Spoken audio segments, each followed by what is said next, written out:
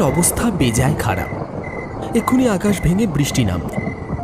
প্রতি বুধবার গয়লাপাড়ার মাঠে হাট বসে, আর সেইখানেই গ্রামের মানুষ আসে কেনাকাটি করতে।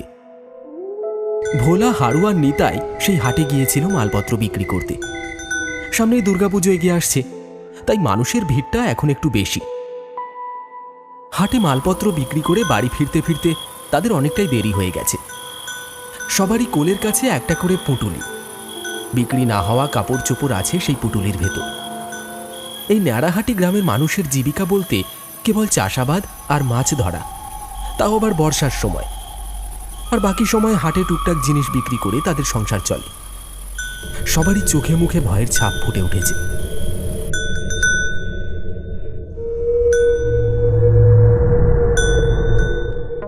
এই হারু, একটু তাড়াতাড়ি চল ভাই, এই তাল বাগানটা পেরোতে পারলে বাঁচি। এই তো চলেই এসেছি, আর খানিকটা, তাহলে এই তাল বাগানটা বেরিয়ে যাবে। হঠাৎ করে কি যে শুরু হলো এই গ্রামে, কে জানে। কি আর হবে, শয়তানদের নজর লেগেছে কাকা। এই পুজোর সময় কটা টাকার মুখ দেখতে পাই সবাই, আর শয়তানের জ্বালায় সবার পেটে লাথি পড়ল। বেশ কিছুদিন ধরে এই ন্যাড়াহাটি গ্রামে কিছু অদ্ভুতুড়ে কার্যকলাপ শুরু হয়েছে, তাও এই তালবাগানে। প্রায় 1.5-2 কিলোমিটার ফাঁকা মাঠের মাঝখানে এই তালবাগানটা অবস্থিত। গ্রামে আর কোথাও তেমন তালগাছ দেখতে না পাওয়া গেলেও এই তালবাগানে সমস্ত তালগাছ যেন মাথা উঁচু করে দাঁড়িয়ে আছে, যেন পিশাচের দল নজর রেখে চলেছে এই ন্যাড়াহাটি গ্রামের চারপাশে।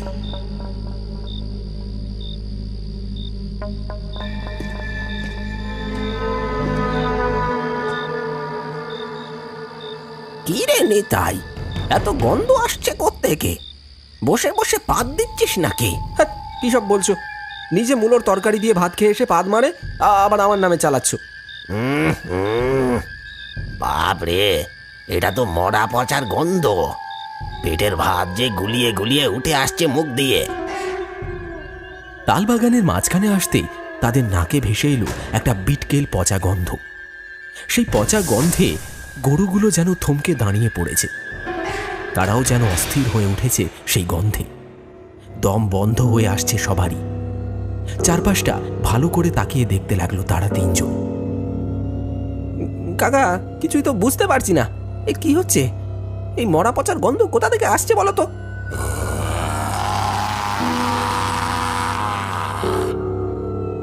আর এই শব্দটা কোথা থেকে আসছে? একটু চুপ কর, ভালো করে বুঝতে দে ব্যাপারটা। গতিক সুবিধের মনে হচ্ছে না আমার। তারা তিনজন চারপাশটা ভালো করে দেখতে লাগলো। বিটকেল গন্ধে তাদের দম বন্ধ হয়ে আসছে। গরুগুলো যেন থমকে দাঁড়িয়ে পড়েছে, সামনে আর এগোতেই চাইছে না। ঠিক এমন সময় তাদের নজর পড়ল তাল গাছের উপরে।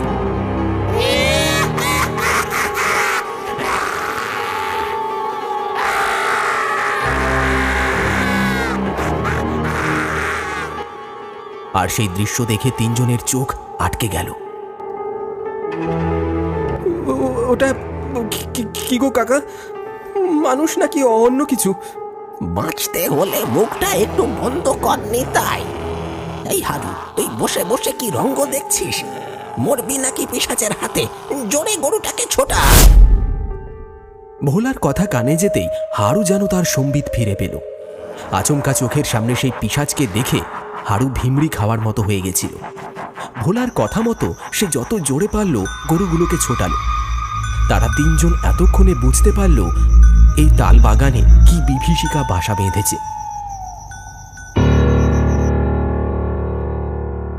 বুড়ো বটতলায় মাচাতে গ্রামের সবাই বসে তখন গল্পগুজব করছে। সামনে পুজো এগিয়ে আসছে, তাই এবারে কি হবে আর কি হবে না সেই নিয়ে আলোচনা করছে গ্রামের মানুষজন। মদন খুড়ো বলল, পুজো তো এগিয়েই এলো, তোমরাই বলো কি করে কি হবে এবার। এবার পুজোতে যাই হোক না কেন, ওই তালবাগানের দিকে আলোর ব্যবস্থাটা একটু ভালো করেই করতে হবে। যেসব ঘটনা ঘটে চলেছে গ্রামে, তাতে তো আর অন্ধকারে হাঁটা চলা করা যায় না। হ্যাঁ রে হারাধন, কথাটা তুই ঠিক বলেছিস। আমিও এটা নিয়ে ভাবছিলাম, ওই পশ্চিম দিকের আলোটা একটু কমিয়ে দিয়ে তাল বাগানের দিকে একটু বেশি করেই দেওয়া হবে এবারে। না না কুড়ো, এটা করলে হয় নাকি? তাহলে তো আবার ওই দিকটা অন্ধকার হয়ে যাবে। সেরকম হলে সবাই একটু বেশি করে চাঁদা দিয়ে এবারে পুজোটা করতে হবে। এত করে চাঁদা বাড়ালে হয় নাকি? সবাই পারবে নাকি চাঁদা দিতে অত করে? আমাদের অন্য কিছু ব্যবস্থা করতে হবে। আরে ঠিক আছে ঠিক আছে, তোরা একটু চুপ কর। সব দিকটাই ম্যানেজ করতে হবে। তাই আমার একটা প্রস্তাব আছে। এবারে পুজোর জন্য ওই তাল বাগান থেকে 2-4টে তাল গাছ কেটে বিক্রি করা হবে। তাতে কারোর কোনো আপত্তি আছে? না না, আপত্তি থাকবো কেন? পূজার জন্য গাছ কাটা হচ্ছে, যা টাকা আইবে তাতে তো পূজাই হবে, তাই না? এতে আমাদের কারোর কোনো আপত্তি নাই। গ্রামের সবাই মিলে ঠিক করে এইবারে দুর্গাপুজোয় টাকার ঘাটতি মেটানোর জন্য ওই তালবাগান থেকে 2-4টে তাল গাছ কেটে বিক্রি করা হবে। আর যে টাকা পাওয়া যাবে সেই টাকা দিয়ে এবার দুর্গাপুজো করা হবে। তাদের আলোচনা শেষ হতে না হতে ভোলা, নিতাই আর হাড়ু গরুর গাড়ি করে সেই মাচার কাছে এসে দাঁড়ায়। গাড়ি থেকে নেবে হাঁপাতে হাঁপাতে ছুটে আসে মাচার কাছে। মাচার সবাই তাদের এই অবস্থা দেখে অবাক হয়ে যায়। মাচার সবাইকে দেখে তাদের তিনজনের যেন প্রাণে ধাত এলো। গড় গড় করে বলে গেল তারা যা দেখেছে। মদন খুড়ো সব শুনে বলল, কি সব কথা বলছিস রে? এসব সত্যি নাকি? এই রাতের বেলা গাঁজা খেয়ে এসে পাগলামো করছিস? না না খুড়ো, ভোলা ঠিক কথাই বলেছে। আমরা তিনজনেই নিজের চোখে দেখেছি ওই পিশাচকে একটা লাশকে টানতে টানতে ওই তাল গাছের ওপরে উঠে গেল। বলিস কি রে? তোরা এইসব নিজের চোখে দেখেছিস? এ ভগবান, এ আবার কোন পিশাচ এসে বাসা বাঁধলো আমাদের এই ন্যাড়াহাটি গ্রামে? এই চল চল চল সবাই, একবার চল দেখে আসি তো। কথা শেষ করে তারা সবাই মিলে রওনা দিল সেই তালবাগানের দিকে। কারোর হাতে হ্যারিকেন, কারোর হাতে বাঁশ, কারোর হাতে বা লাঠি আর আগুন। সবাই এসে যখন সেই তালবাগানে পৌঁছলো, দেখলো কোথাও কিচ্ছু নেই। আশপাশটা পুরো শুনশান। কিছু জল জলে চোখ নজর রাখছে তাদের ওপর। ভোলার মুখে যেসব কথা তারা শুনেছিল কিছুই দেখতে পেল না।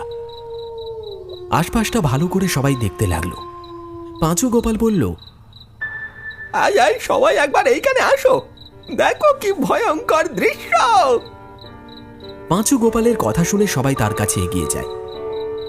গিয়ে তারা যা দেখল সেটা কেউ আশা করেনি দেখার জন্য। টস করে তাল গাছ থেকে রক্ত ঝরে পড়ছে মাটিতে। তাজা রক্ত তাল গাছের উপর থেকে ঝরে পড়ছে। কেউ যেন কাউকে টানতে টানতে উপরে নিয়ে গেছে।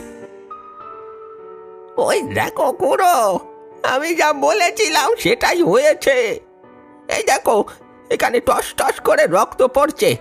বডিটা মনে হয় ওই গাছের ওপরেই আছে। হ্যাঁ, তাই তো দেখছি। তোরা যা বললি সেটাই তো সত্যি রে। তাহলে খুড়ো, আমরা এখন কি করব? ব্যাপারটা আমার ভালো ঠেকছে না। তাই এখন আমরা কিছুই করব না, যে যার বাড়ি ফিরে চল। যা করার কাল সকালে করতে হবে।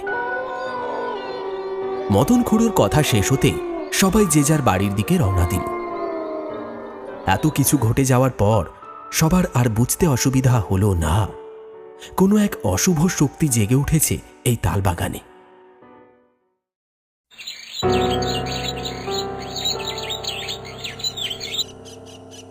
ভোরের আলো তখন সবেমাত্র ফুটেছে।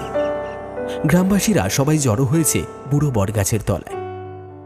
মোড়ল গ্রামবাসীদের উদ্দেশ্যে কি সব বলে চলেছে। তখন একজন একজন করে গ্রামের মানুষ জড়ো হচ্ছে। মদন খুড়ো বলল, তোমরা সবাই শোনো, কালকে এই তাল বাগানে যেসব দৃশ্য দেখা গেছে তাতে স্পষ্ট বোঝা যাচ্ছে এই গ্রামে কোনো পিশাচ আস্তানা গেড়েছে। বেশি দেরি না করে যা করার আজকেই করতে হবে। তাই নিতাই আর হারুকে পাঠানো হয়েছে ভৈরব ওঝার কাছে। তিনি এলে কি করতে হবে আর কি করতে হবে না সব বলে দেবেন। মদন খুড়োর কথা শেষ হতেই হারু আর নিতাই ভৈরব ওঝাকে নিয়ে হাজির হয়। আসুন বাবা, আসুন। আপনি সবই শুনেছেন ওদের মুখ থেকে, আর আমি কি বলি বলুন? এবার আপনি বলুন আমরা কি করব? আমি সবই শুনেছি ওদের মুখ থেকে। চল, আগে আমাকে ওই তাল বাগানে নিয়ে চল, তারপর আমি বলছি কি করতে হবে। তার আগে দুজনকে নিয়ে যেতে হবে। যারা ওই তাল গাছ কাটতে পারবে। ভৈরব ওঝার কথা মতো গ্রামের সবাই রওনা দিল সেই তালবাগানের দিকে। গ্রামের দু একজন কুড়ুল হাতে এগিয়ে চলেছে সেই তালবাগানের দিকে। বাবা, এবারে বলুন আমরা কি করব? দাঁড়া, আমাকে একবার ভালো করে দেখে নিতে দে। ভৈরব ওঝা তালগাছের মাথাগুলোর দিকে তাকিয়ে ভালো করে কি যেন দেখতে লাগলো, যেন কাউকে খুঁজে বেড়াচ্ছে তার সেই দুই চোখ। তাদের দেখা দেখি গ্রামের সবাই তালগাছের ওপরে তাকিয়ে রয়েছে, কিন্তু কোথাও কিচ্ছু নেই। তারই মাঝে একটি তালগাছের পাতাগুলো যেন হাওয়ায় দুলছে, অথচ আশপাশের সব গাছ শান্ত, লেশমাত্র হাওয়া বইছে না। হঠাৎ ভৈরব ওঝা বলে ওঠে, এই নে, এই গাছটা এবার কাট। ভৈরব ওঝার কথা মতো সবাই সেই গাছটি কাটা শুরু করল। সাথে সাথেই তাল গাছের মাথা থেকে ভেসে এলো অপার্থিব চিৎকার।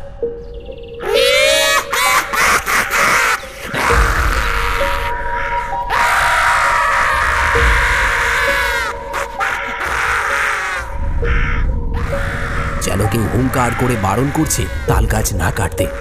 সেই অপার্থিব চিৎকার শুনে তৎক্ষণাৎ সবাই গাছ কাটা বন্ধ করে দেয়। মদন খুড়ো বলে, বাবা, এইবারে আমরা কি করব বাবা? গাছ কাটার ফলে ওই পিশাচ যে রেগে গেছে। ভয় পাস না তোরা, গাছ কাট, যা করার আমি করব। সবাই আবার গাছ কাটতে শুরু করল। গাছের উপর থেকে সেই পিশাচের চিৎকার শুধু সবার কানে ভেসে আসছে।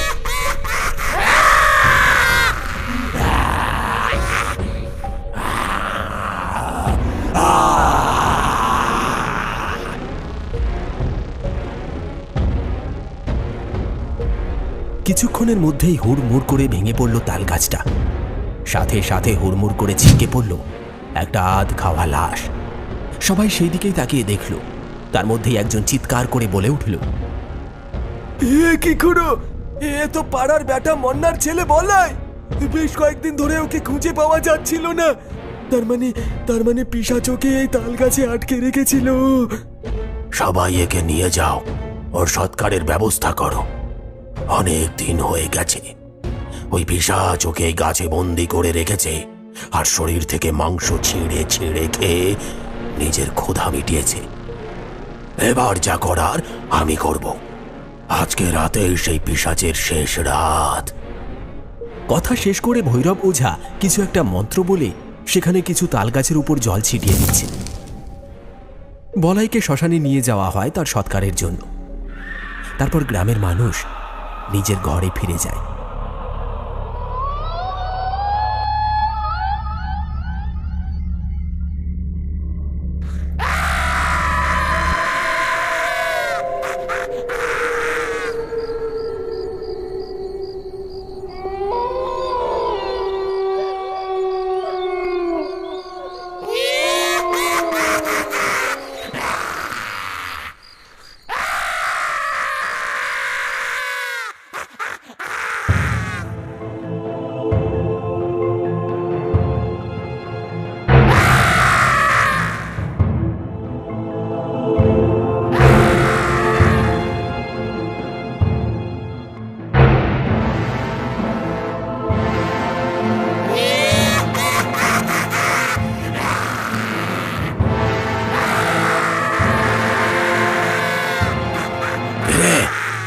আর কোথায় পালাবি?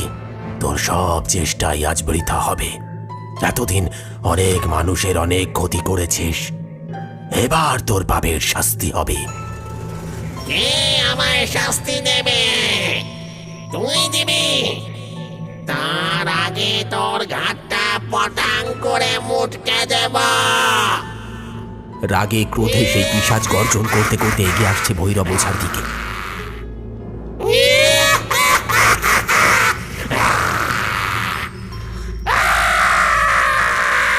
ঠিক তখনই ভৈরব ওঝা কিছু একটা মন্ত্র বলে হাতের মধ্যে থাকা ছাই ভস্য ছুঁড়ে দিল সেই পিশাচকে লক্ষ্য করে। হং ক্রিং ব্রিং চামুন্ডাং ছটফট নমঃ। সাথে সাথে সারা শরীরে দাউ দাউ করে আগুন জ্বলে উঠল। ভৈরব ওঝা বলল, বল বল আগে কে তুই? কেন এসেছিস সেইখানে? না হলে এই আগুনে তুই জ্বলে পুড়ে শেষ হয়ে যাবি। বলছি বলছি বলছি আমি আমি পরাণ ঘোষ। পাশের গ্রামে আমি থাকতাম। আমার দুই ছেলে সম্পত্তির লোভে আমাকে খুন করেছে। তারপর আমি প্রতিশোধ নেওয়ার জন্য এইখানেই বসেছিলাম, কিন্তু ওরা ওঝা ডেকে আমায় ওই পাড়া থেকে তাড়িয়ে দিয়েছে। তাই আমি এই তালবনে ঠাঁই নিয়েছি। তুই এখান থেকে চলে যা। তোর জন্য এই গ্রামের মানুষ অতিষ্ঠ হয়ে উঠেছে। না না, আমি যাব না, আমি যাব না। আমি কেন যাব? কেন যাব আমি? এই তালবন কারণ নয়, আমি এইখানেই থাকবো। আর যেতে হলে তোরা যা। তবে রে, দেখবি। উই, ছেড়ে দে আমায়। আর মারিস না আমায়, আর মারিস না। ও বাবা গো, আমি কোথায় যাব বল? কোথাও ঠাঁই নেই আমার। যেখানে যাই সবাই তোর মতো ওজা ডেকে আমায় তাড়িয়ে দেয়। আমার মুক্তি নেই এই যন্ত্রণা থেকে, আমার মুক্তি নেই। ঠিক আছে, তুই আমার সাথে চ। তুই এদেরকে ছেড়ে দে, আমি তোকে মুক্তি দেব। চলে আয়।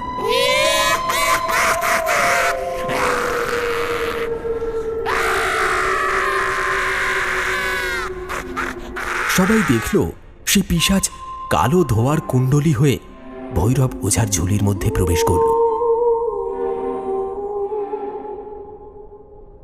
আর রাতের অন্ধকারে হন হন করে মিলিয়ে গেল সবার চোখের আড়ালে। এই ঘটনা এতটাই তৎক্ষণাৎ ঘটল যে গ্রামবাসীরা কিছুই বুঝে উঠতে পারল না। শুধু এইটুকু ভেবেই স্বস্তি পেল যে পিশাচের হাত থেকে মুক্তি পাওয়া গেছে। অগত্যা সবাই যে যার বাড়ি ফিরে আসে।